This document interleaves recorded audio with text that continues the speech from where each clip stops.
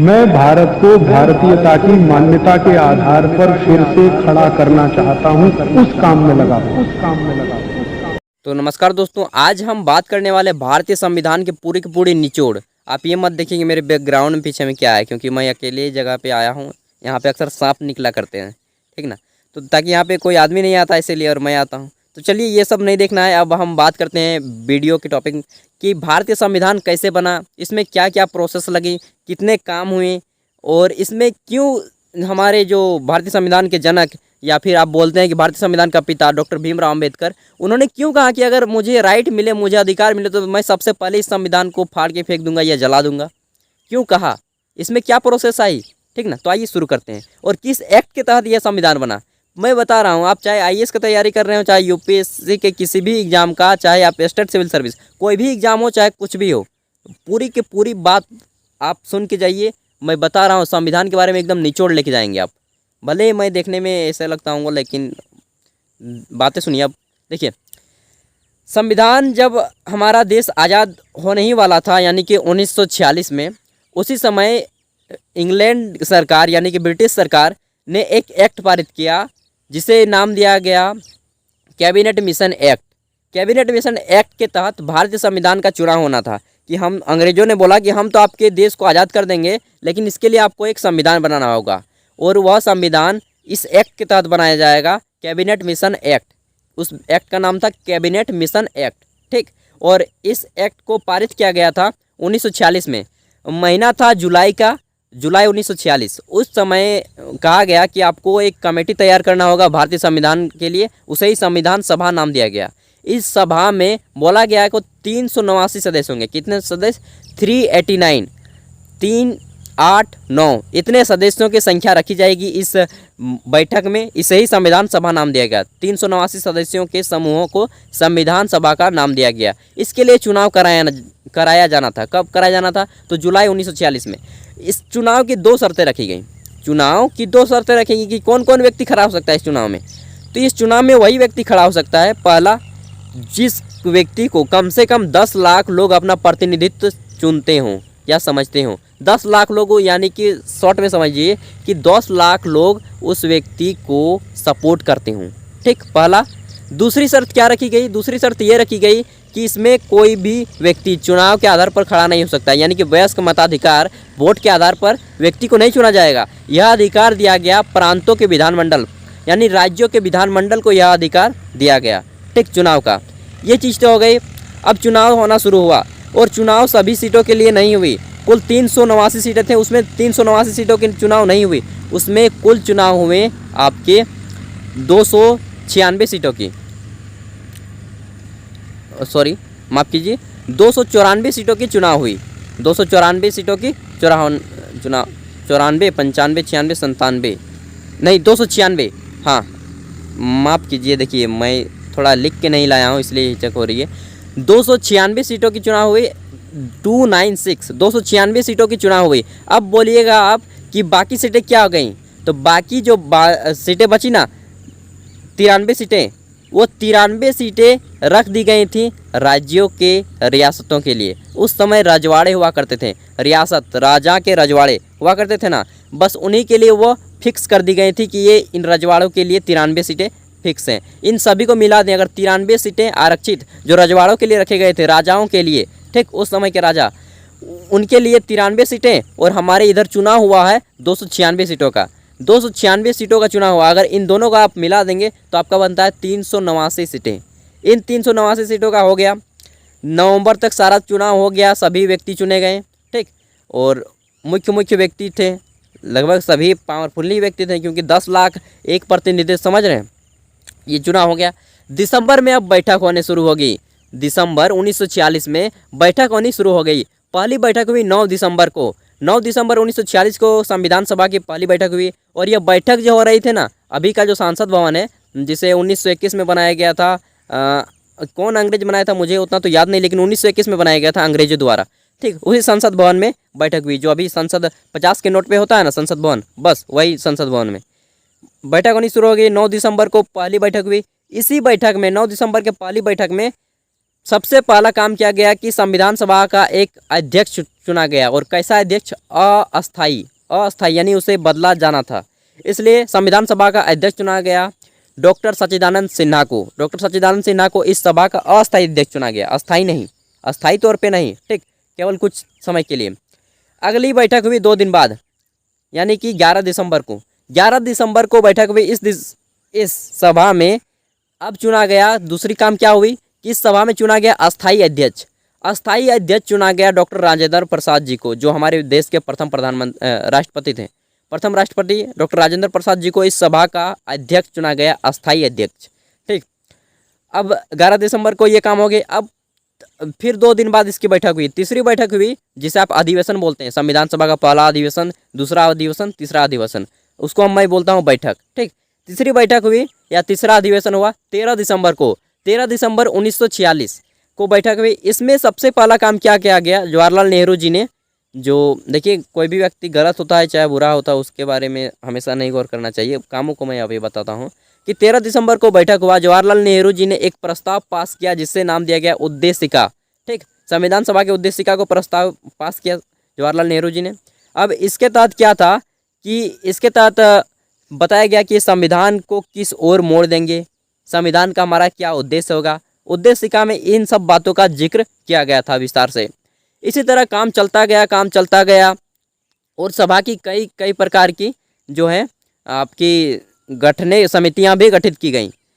अब मैं बता दूं कि सभा में पुरुषों की संख्या और महिलाओं की संख्या कितनी थी। इस सभा में तो कुल 389 सदस्य थे, इसमें पुरुषों की संख्या 374 थी और महिला सदस्यों की संख्या केवल 15 थी। अगर आप इसका प्रतिशत निकालते हैं, 374 पुरुष और महिला सदस्य केवल 15। इनमें से 1-2 महिला सदस्यों के मैं नाम बता देता हूँ, जैसे राजकुमारी अमृत कौर, सरोजिनी नायडू, ठीक, 2 हो गई।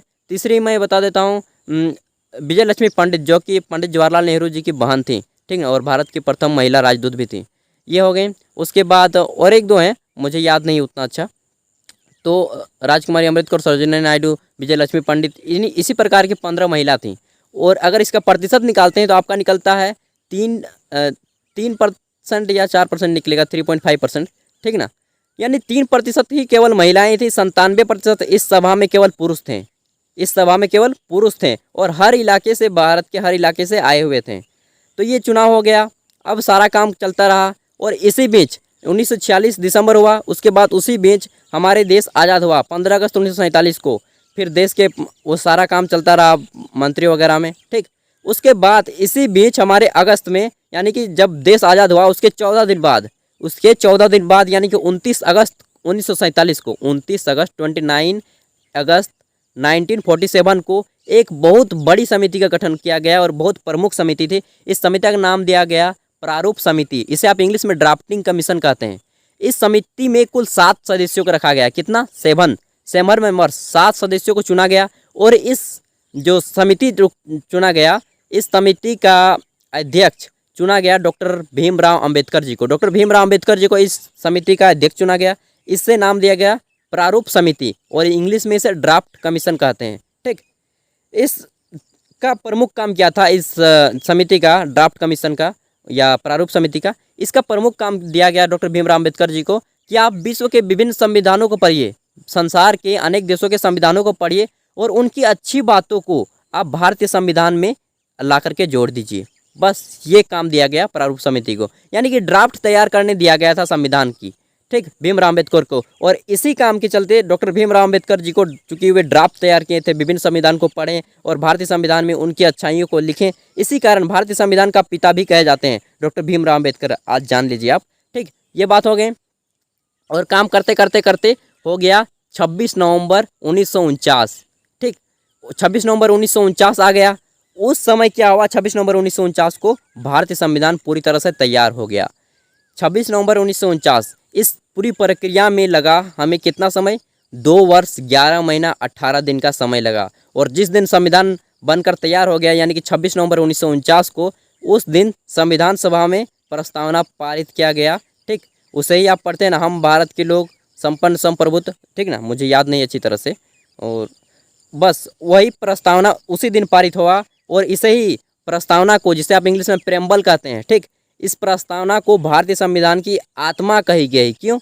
क्योंकि इससे आप जब एक बार शॉर्ट में पढ़ लेते हैं ना, तो पूरा का पूरा संविधान के अंदर क्या है वो सारी बातें हमें एक एक वर्ड में पता चल जाती हैं। इसे ही कहा गया।